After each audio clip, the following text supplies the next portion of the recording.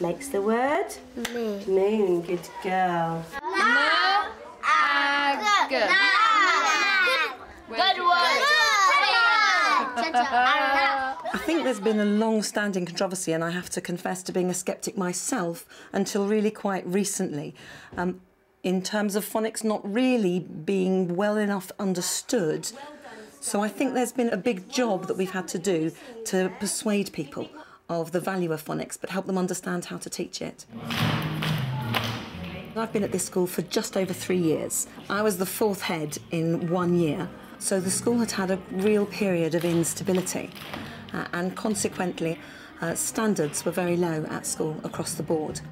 So in reception, we have a very fast, rigorous programme, as recommended by the Rose Report, that we should start teaching phonics early so that that tool for reading and writing is embedded straight away.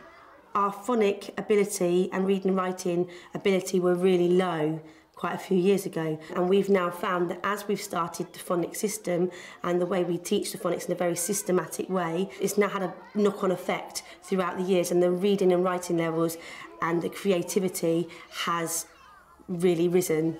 So it has made a big impact on our school.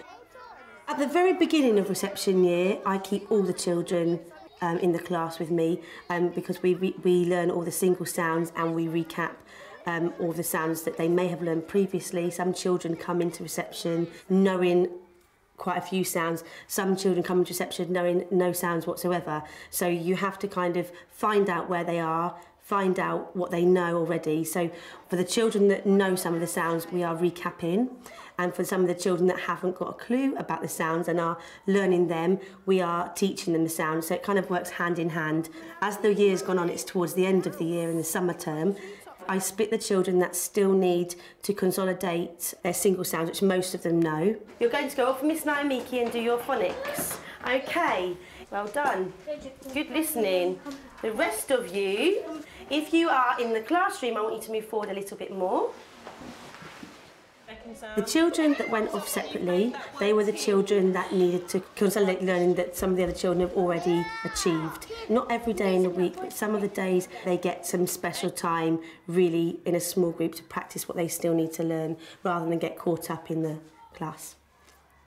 I want to see your actions today, OK? ER makes the sound...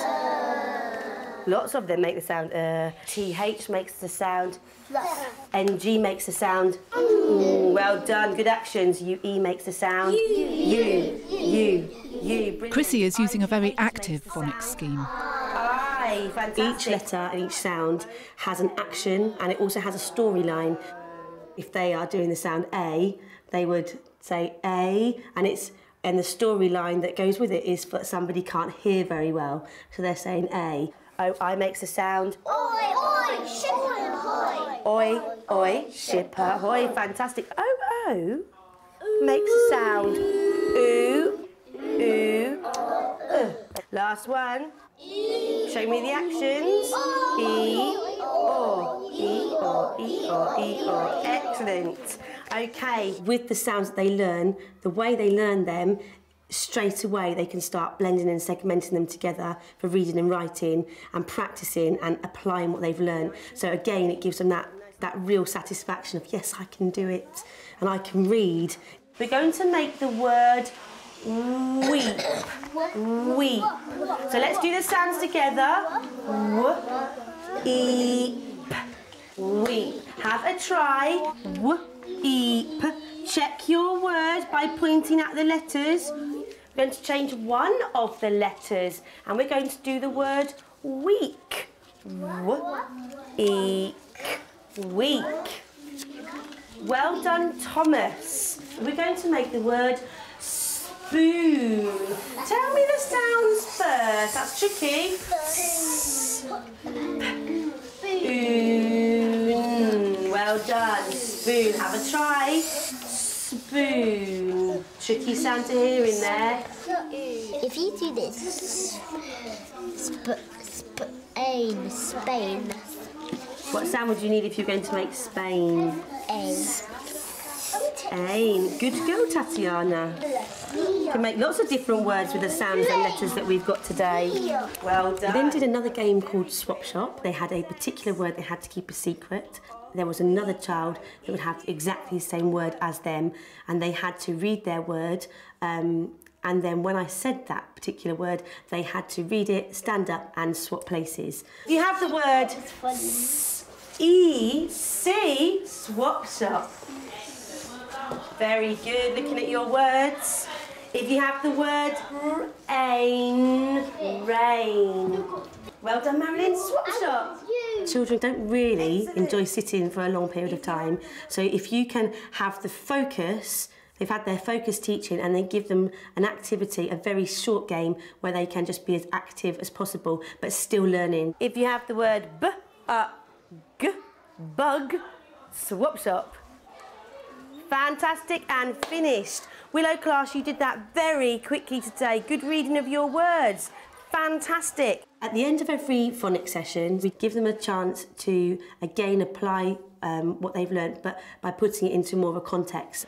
Okay, the last thing we're going to do is we're going to practice writing a question. And particularly today was the words are and you that we had been learning, so we put that into a question. Sound that one out for me. Good. I makes the sound What does the question say? Are you a girl? Are you a girl? If you are a girl, put your thumb in the air. There are lots of different phonics schemes, but they all do the same job. They all work, the children still learn their phonics in a very fun way. Now we're all going to do the sounds together. Marilyn, are you ready?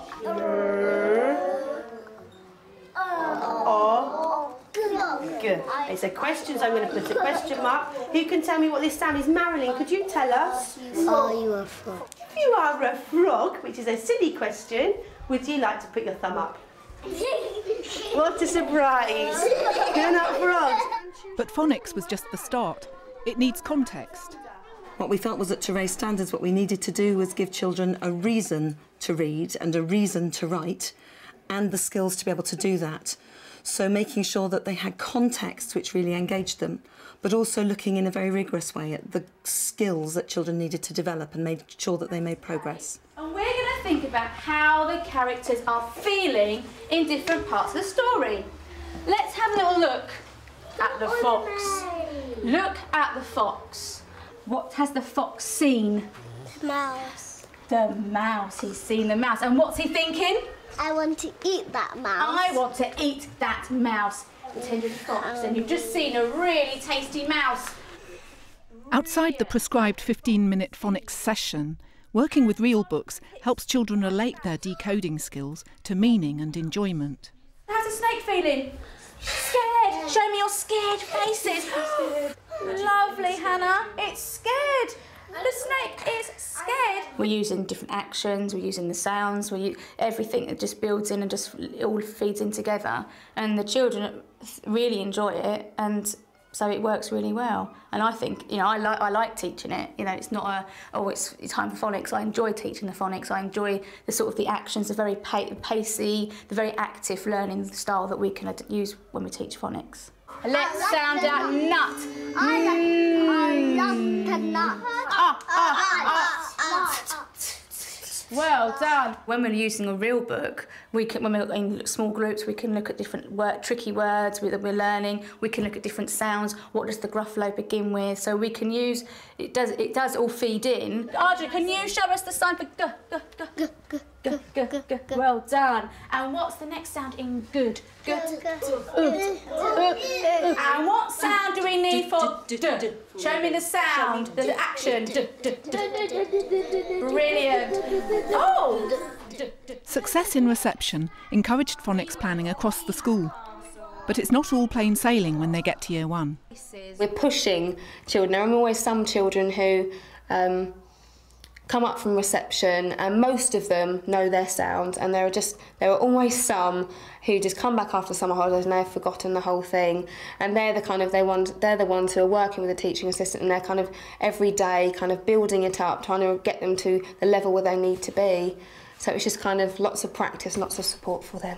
What about this sound? The 3 Year 1 classes pool all their children and then regroup them by ability for their phonics sessions.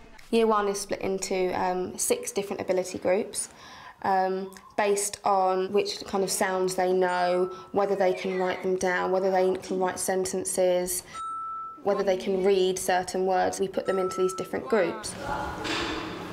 Thank you. Good girl. Keep the card with you. That's good. Wow, fantastic. The next word I'm thinking about is the word goat. The goat you'd see at the farm. Goat. Fantastic. Soap. My group is not the top group, the one kind of below, so I'm kind of working on kind of really pushing them. I'm currently working on phase 5, which is teaching them different double sounds. Sugar! Sugar! Have a look at your board. Well done, Corel, that was a hard one. Bingo. You can't say bingo and you haven't got all of them. You have to make it lively, you have to make it exciting for them to understand and want to learn. Looked.